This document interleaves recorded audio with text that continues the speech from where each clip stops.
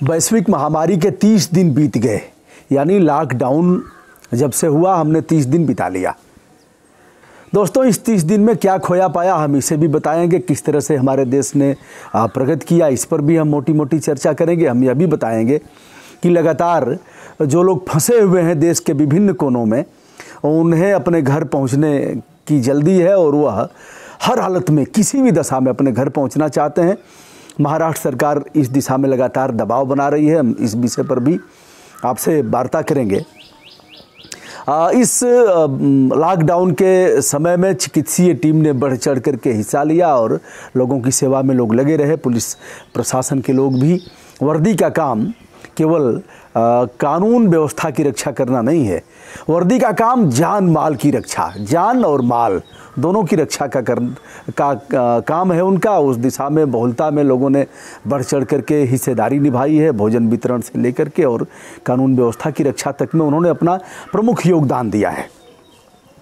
इस 30 दिनों में हमारे लैब कितने बढ़े और जांच कितनी हुई, किस तरह से हम इस महामारी पर विजय प्राप्त करने के लिए तत्परता दिखा रहे हैं, इस पर भी हम मोटी मोटी बात करेंगे।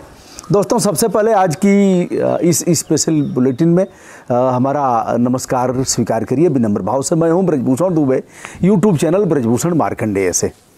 दोस्तों, सबसे पहले हम बात करेंगे इलाहाबाद के विश्वविद्यालय के जो प्रोफेसर मोहम्मद शाहिद साहब हैं, उनके 3 अकाउंट नंबर की जांच की जा रही है।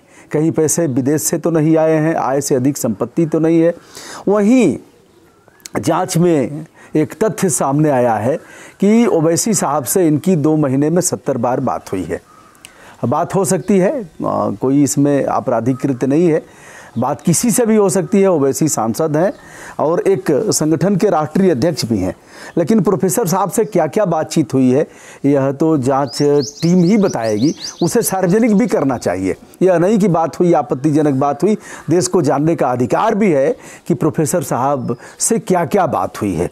प्रोफेसर साहब वर्तमान में जेल में हैं, जो केंद्रीय कारागार है नैनी का, वहाँ सेंट्रल जेल में है। 8 अप्रैल को उनके ऊपर सुसंगत धाराओं में अपराध पंजीकृत हुआ था। उनके ऊपर आरोप है कि 188 का उन्होंने उल्लंघन किया है, यानी छुपाया है इसको। वह मरकज के कार्यक्रम में प्रतिभाग किए थे, उन्हें क्वारंटाइन किया गया और बाद में उन्हें जेल भेज दिया गया।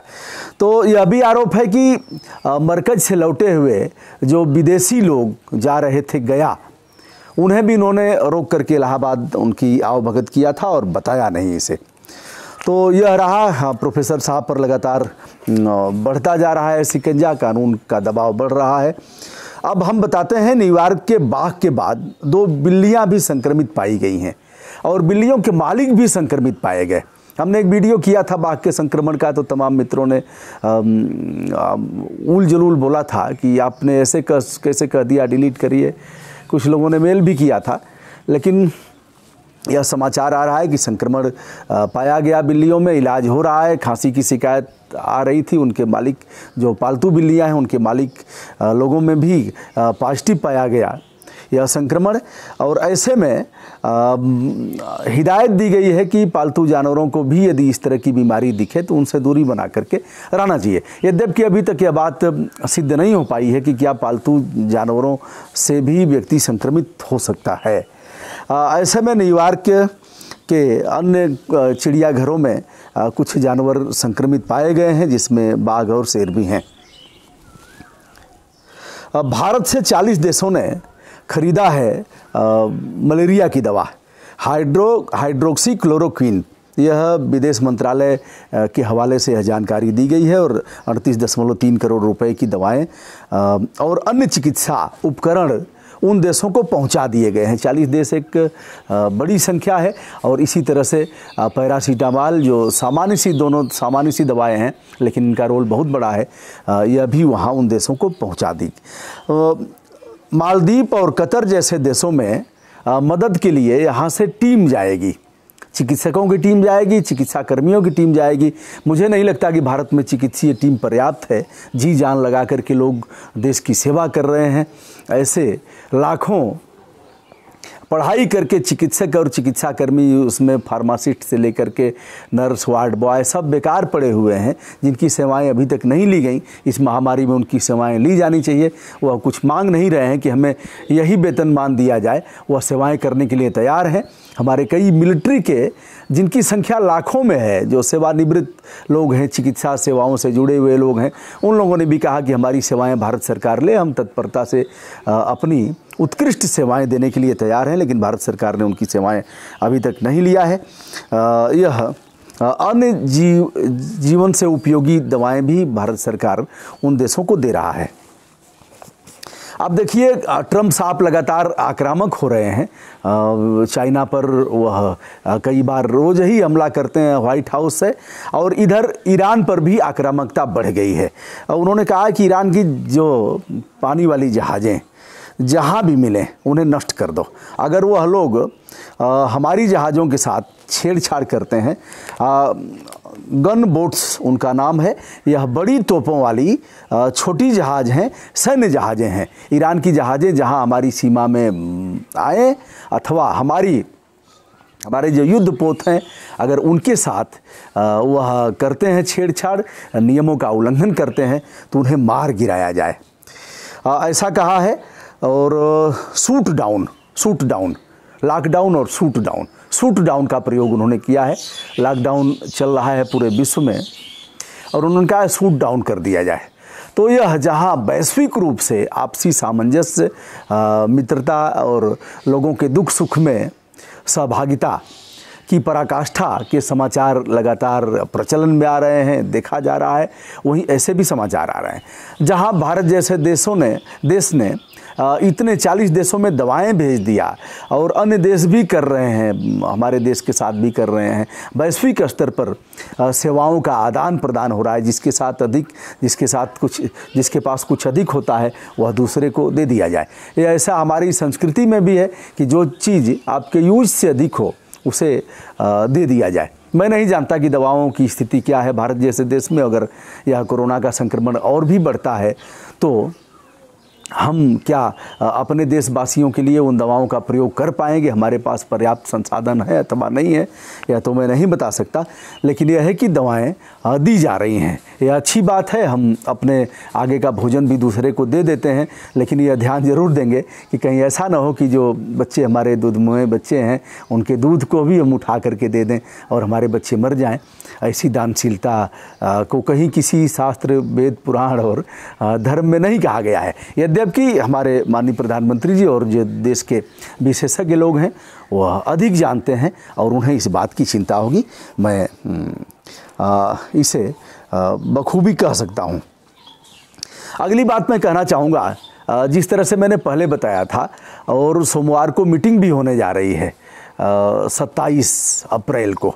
वह बैठक होगी तमाम मुख्यमंत्रियों के साथ, माननीय प्रधानमंत्री जी की, और देश के विभिन्न प्रदेशों की जानकारी ली जाएगी, उनसे संवाद स्थापित किया जाएगा, क्या क्या किया है, क्या क्या करने की आवश्यकता है, केंद्र सरकार द्वारा किस प्रकार का सहयोग उन्हें अपेक्षित है और हम बढ़ चढ़ करके उनकी मदद कैसे कर सकते हैं।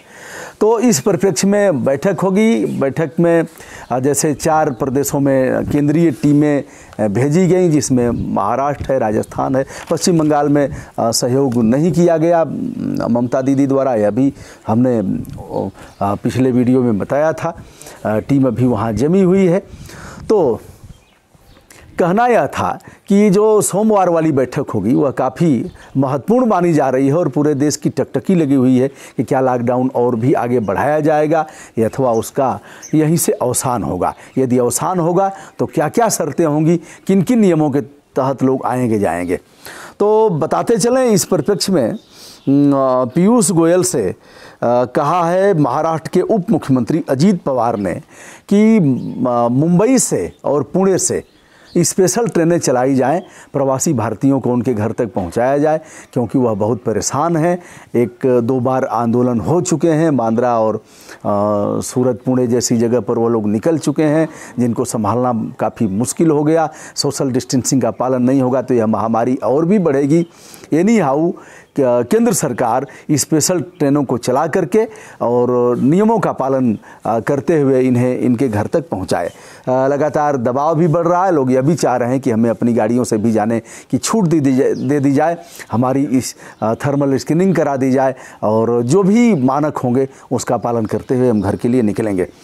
यह रहा दोस्तों हमारा स्पेशल बुलेटिन। अंत में हम बिहार के एक समाचार पर जो काफ़ी वायरल हुआ था खगड़िया ज़िले से, जहां एक कृषि अधिकारी को एक चौकीदार ने रोक लिया था और रोक करके पूछा, सर आपका पास कहाँ है?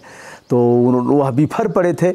ऊल जलूल और लूज टाक शब्दों का प्रयोग करते हुए पुलिस अधिकारियों ने भी उस छोटे से कर्मचारी के साथ बदतमीजी किया। वीडियो पर बिहार के जो डीजीपी हैं उनका भी बयान आया, कार्रवाई की जाएगी, कार्रवाई हो चुकी है, निलंबन की कार्रवाई हुई है, यह पर्याप्त नहीं है। ऐसे लोगों को जेल जाना चाहिए क्योंकि सभी का सम्मान है, सभी की डिग्निटी है, गरिमा के साथ जीने का अधिकार है। अगर ऐसे ही होता रहा तो छोटे कर्मचारियों का मनोबल टूटेगा और जो बड़े अधिकारी हैं वो ऐसे ही अपने को समझेंगे कि हम सर्वशक्तिमान हैं और हमारे लिए कोई नियम कानून नहीं है। ऐसे ही नियमों की धज्जियाँ उड़ाएंगे, नियमों को लोग तोड़ेंगे। दोस्तों, विनम्रता के साथ हमारे इस स्पेशल बुलेटिन को आप स्वीकार करें। सभी को आदरपूर्वक नमस्कार।